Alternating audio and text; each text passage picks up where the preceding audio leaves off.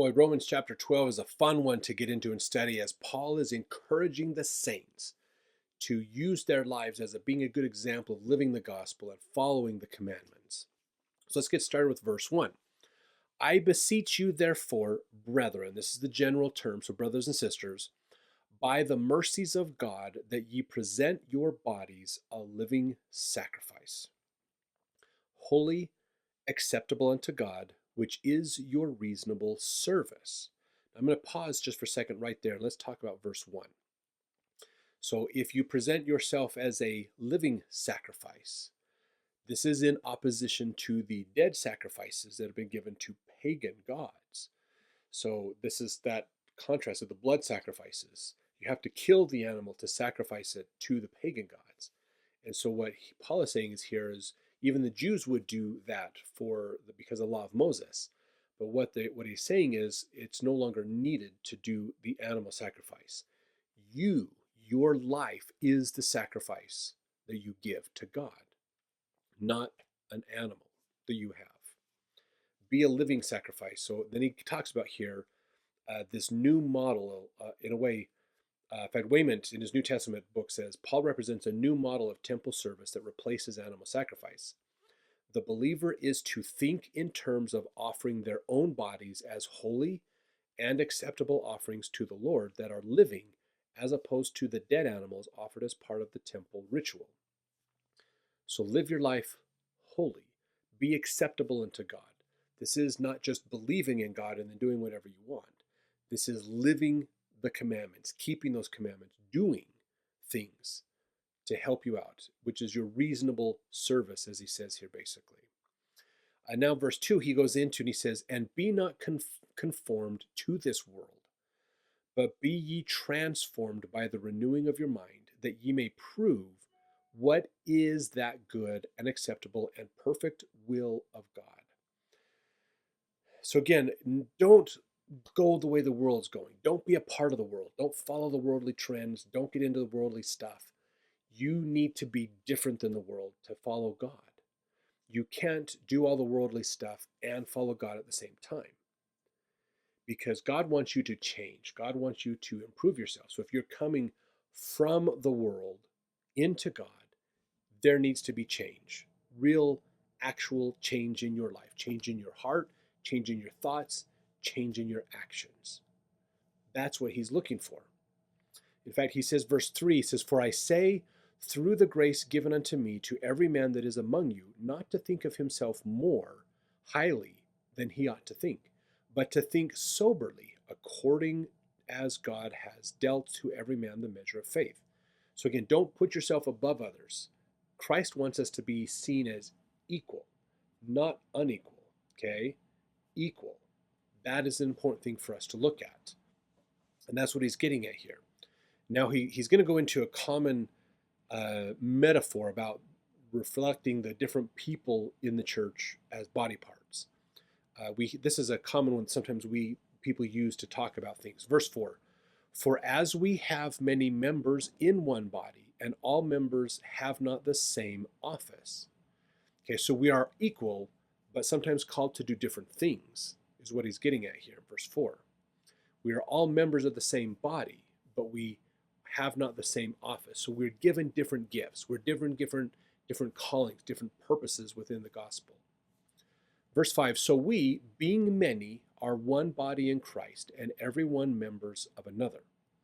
So we are a community of believers. We are also the children of God. So this a lot of people will take this to believe more than just one religion, that we can think of multiple religions coming together as a unity in faith to Christ. And I think there's some value to that belief and ideas that to think less of religious organizations, more of believing from the heart. People who are truly following Christ, that's a more broader way to think about the idea of the community of Christ, the body of Christ. Verse 6, then having gifts differing according to the grace that is given to us, whether prophecy, let us prophesy according to the portion of our faith. Or ministry, let us wait on our ministering, or he that teacheth on teaching, or he that exhorteth on exhortation. He that giveth, let him do it with simplicity. He that ruleth, with diligence, and he that showeth mercy with cheerfulness. So I'm going to pause for a second. He's going to go into these gifts a little bit more. Romans 12, and in Hebrews, we're going to see this more as well. This idea of the gifts of the Spirit. We're going to go into some of those a little bit more there too. So we are all given gifts. God gives us gifts, especially as we follow him. He helps us with these gifts for the purpose of us being helpers in promoting his gospel and helping other people to learn. So that's what we have. Okay, so equality. This is something we have to think about. Equality doesn't mean everybody gets the same opportunities. Equality means everybody has their needs met. Some people have more needs than others. It's getting everybody's needs met, which focuses more on the individual. How can we help the individual? Not so much how can we make a plan that makes everybody do the same thing, but how do we help the individual? Focus on the person more than the stuff. So that's why we use these gifts. That's what they're here for. So let's continue on with this. Verse 9, let love be without dissimulation. Now that means without hypocrisy, basically. Love unfeigned, to love without restrictions, basically. Abhor that which is evil, cleave to that which is good. Now I want to pause for just a second here, okay? Paul just said in verse 9, let's love people without hypocrisy. Let's love people truly, okay? Not unconditionally just love everybody because we're supposed to love everybody. He doesn't say here, and I like this because he adds this part, abhor that which is evil, cleave to that which is good. So we should love people, but we don't have to love what they do and accept what they do. So he still draws a distinction in there, that there is this. He's not saying don't love people who do evil. He's saying we should love people, but we should go away from that evil, the parts that are wrong. So there are things that we should not do, according to Christianity. We should avoid those things. There are things we should do. We should do more of those things, and we should encourage people that they make that choice as well. But it's their agency, so they still have to ultimately make the choice themselves. Verse 10, he says, be kindly affectionate one to another with brotherly love, in honor preferring one another. So love your neighbor, basically. Show brotherly love. Show kindness, show concern to each other like they're a family member. Think of everybody in the world as a family member. You want to help them. So that's important that he's put that emphasis out there. Verse 10, not slothfulness in business, fervent in spirit, serving the Lord. So be willing to work, be active, be doing your part. Verse 12, rejoicing in hope, patient in tribulation, continuing instant in prayer, distributing to the necessity of saints, given to hospitality, so charity, helping people meet their needs. Verse 14, bless them which persecute you. Be kind to your enemies. Bless and curse not.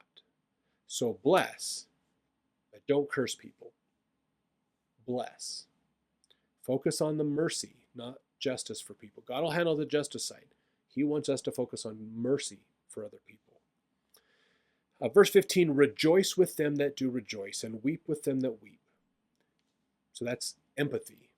Verse 16, be of the same mind one toward another.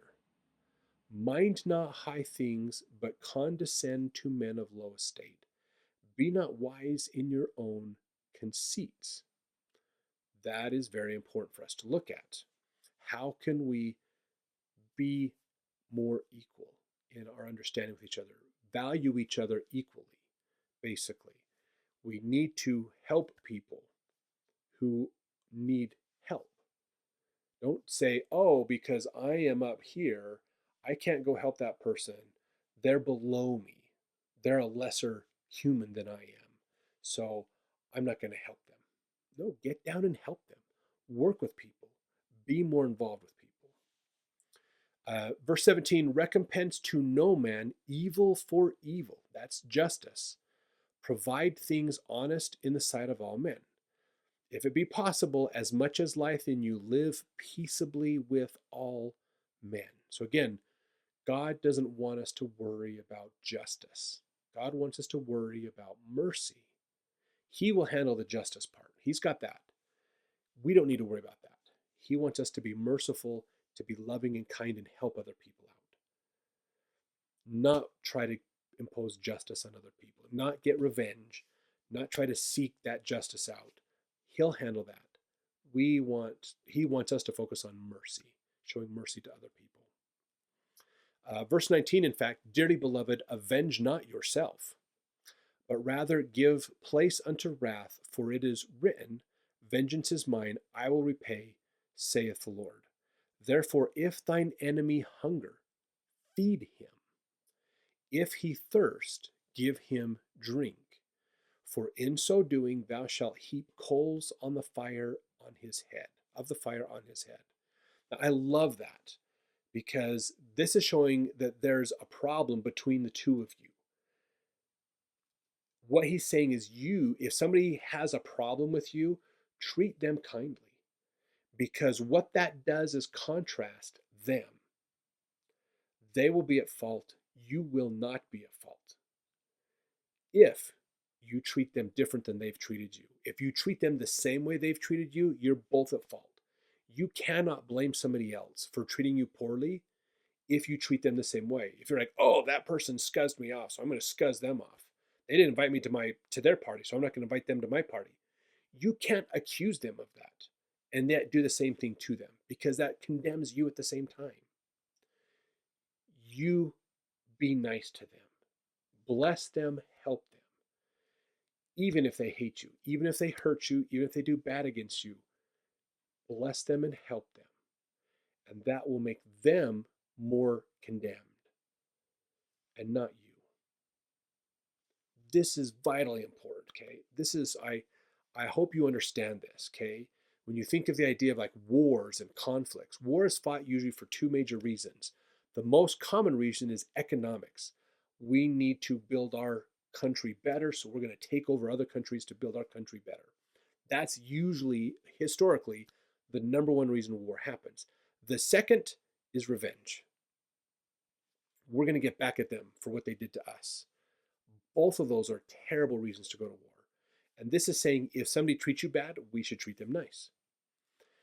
Now, you could, there's an argument to be made if you follow this into too simplistic terms, that what's the point of jail if we can't? Now, understand, if there are laws that are broken, then holding people accountable to those laws is still something that needs to be done. Okay, we can't just take these principles and not take the rest of the gospel in as well. Okay, if someone's broken a law, you have to deal with that. Even Paul talks about it. If somebody does something that is sin, which is breaking God's law, we have to do something about that. We can't allow that sin in. Sometimes people make those choices and we have to let them go. We still love them, but there's still a consequence to the choice that they have made. So there's still some justice in there, but our focus should be primarily on showing people mercy, dealing with their actions with justice, but show them mercy. Help them. Even if an enemy goes against you, show them love and mercy. Still help them and bless them. That's the gospel of Jesus Christ. That's what we should be focusing on. Now, verse 21, he reminds us and warns us here, be not overcome of evil, but overcome evil with good. So do not get in these mindsets of, I'm going to go after these people, I'm going to seek justice, I'm going to get my revenge. No, God wants us to be kind and nice and help people. Doing good things is going to help us overcome the evil. Fighting evil with evil is not going to work. We need to do good things to overcome evil. This is the principle that Mahatma Gandhi talked about. This is what Martin Luther King Jr. talked about. This is what Desmond Tutu and the Dalai Lama and others are talking about. If you look at South African apartheid, this is what they dealt with. Okay, Desmond Tutu was a big part of that. And this is the things that he got into is so if you're not familiar with apartheid, when England and I want to say Norway. It was no Hungarian. Norwegians or Hungarians. I can't remember right now. But anyways, Britain and another European group colonized Africa for a long, long time. During that colonization, they basically enforced the segregation laws that whites are good, blacks are bad. So they brought racism to Africa. Even though the whites were in the minority, they oppressed all the blacks in Africa. This went on for a very long time, and there's a whole lot of bad, horrible stuff that happened. If you think slavery in America was bad, you should study apartheid. It was crazy bad. Now, this eventually broke and started to change. Nelson Mandela and Desmond Tutu were part of this change. When England and the other European nation, I think it's Norwegians were with them, but it could have been Hungary, they left Africa. They were the colonizers that got kicked out. They eventually left, and these racism and segregation issues that they created went away. Now South Africa could work on their own. They resisted. They finally broke off of those, and they came back and to control their own destiny and do those things.